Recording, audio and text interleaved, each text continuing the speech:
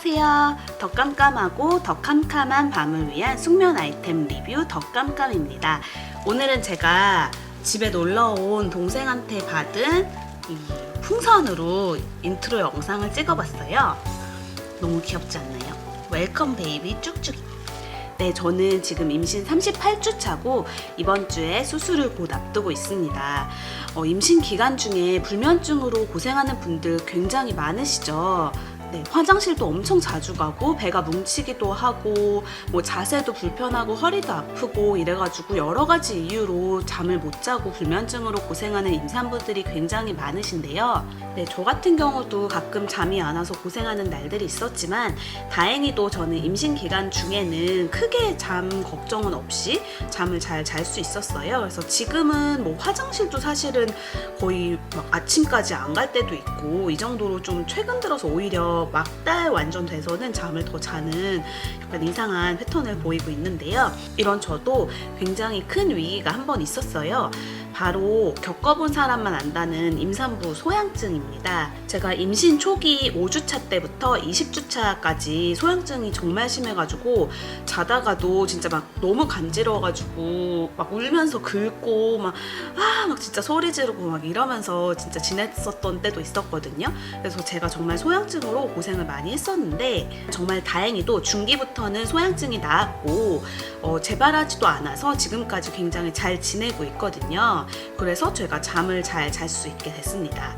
오늘은 제가 소양증을 어떻게 이제 관리했는지 저만의 또 노하우랑 화장품회사 14년차 마케터로서 제가 소양증을 낫기 위해서 어떤 제품을 써봤는지 어떤 게 좋았고 또 뭐 장단점은 어떤 게 있었는지 이런 것들을 같이 리뷰해 보도록 하겠습니다. 네, 먼저 제 증상이 어땠는지부터 말씀드릴게요. 여기 사진을 띄워보도록 하겠습니다. 네, 정말 심각하지 않았나요? 저는 사실 피부가 예민한 편이 아니라서 뭐 그렇게 크게 민감성 피부로 고생해 본 적이 평생 없었어요. 그러다가 제가 한 5년 전쯤에 갑자기 이 왼쪽 팔 여기 접히는 부분에 여기에 아토피가 한 500원짜리 동전만 하게 생겨가지고 너무 심하게 간지럽다 싶으면 스테로이드 연고를 바르기도 하고 그랬거든요.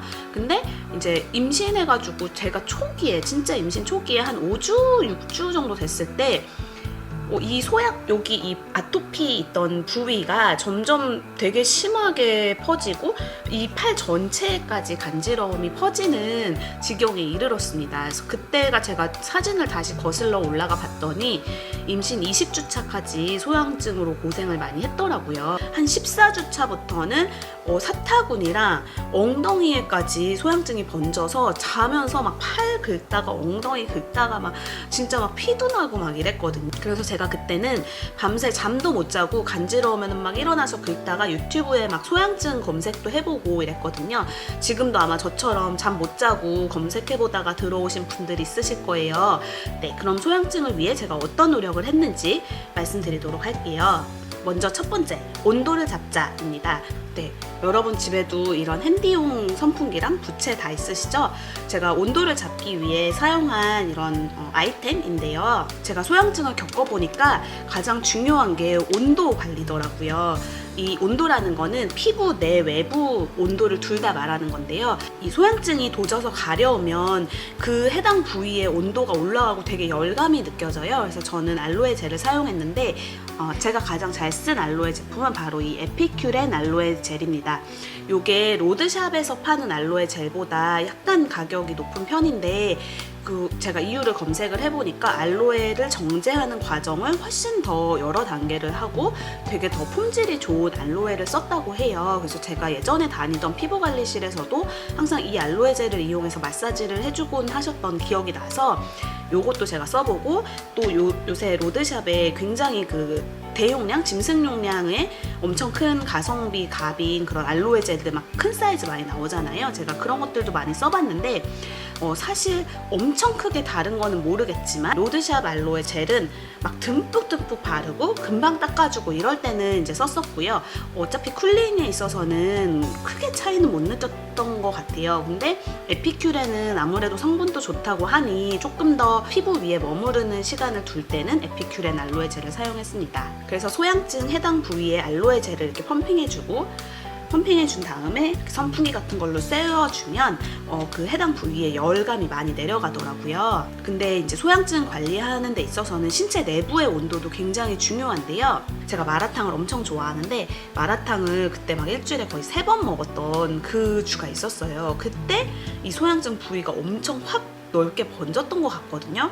마라탕처럼 자극적이고 몸에 열을 이렇게 나게 하는 음식들이 소양증에는 되게 안 좋은 것 같아요. 그래서 보면 뭐 한의학적으로도 기름기 많은 음식, 뭐 열내는 음식, 매운 음식 이런 거는 좀 소양증 있을 때는 피해주는 게 좋다고 하고, 제가 생각했을 때도 이 간지러움을 참기 위해서 먹는 거를 저도 잘 못 참지만 진짜 참는 게 훨씬 더 쉬운 일인 것 같습니다. 저도 사실 그래서 마라탕을 그 소양증 번진 이후로는 지금 38주까지 한 번도 다시 먹지 않고 있어요. 그래서 소양증이 재발을 안 한 것 같기도 하거든요. 그리고 마라탕 먹으면은 소양증이 또 생길까봐 무서워가지고 못 먹겠더라고요. 정리하자면 몸에 열을 내는 음식을 피하고, 또 피부 그 표면에 소양증 있는 부위에 온도를 알로에 젤과 선풍기나 부채로 수시로 온도를 내려주자입니다. 두 번째 포인트는 바로 보습을 잡자입니다.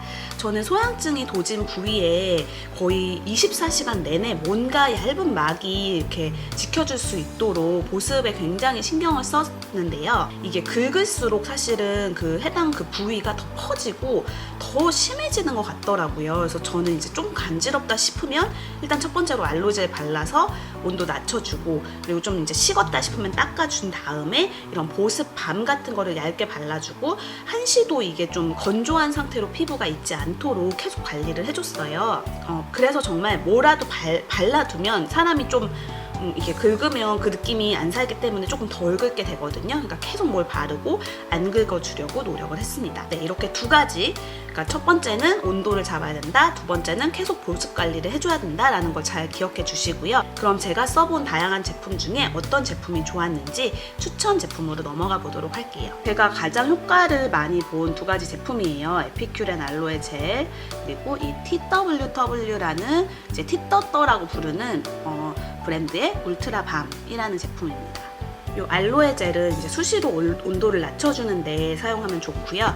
그리고 이 티떠떠 같은 경우에는 약간 이런 밤 타입이에요. 근데 이게 향이 좀 강하긴 한데, 이 브랜드가 제가 들어보니까 이 대표님이 아들한테 발라줄 수 있는 밤을 만들려고 이렇게 런칭한 제품이라고 하더라고요. 울트라밤 말고도 비슷한 유형의 이런 밤 타입 제품이 되게 많이 있어요. 네, 루카스 포포크림도 사실 되게 유명한 제품이고, 또 제가 생각했을 때 그 티떠떠 제품이랑 가장 비슷하다고 느꼈던 제품은 바로 이 얼스마마 다이아퍼 밤입니다. 요거는 향이 좀 라벤더 향이 나서 이런 향을 선호하시는 분들 좋을 것 같아요. 아쿠아포도 있는데 사실 저 같은 경우는 티떠떠랑 얼스마마가 효과가 제일 좋았어요.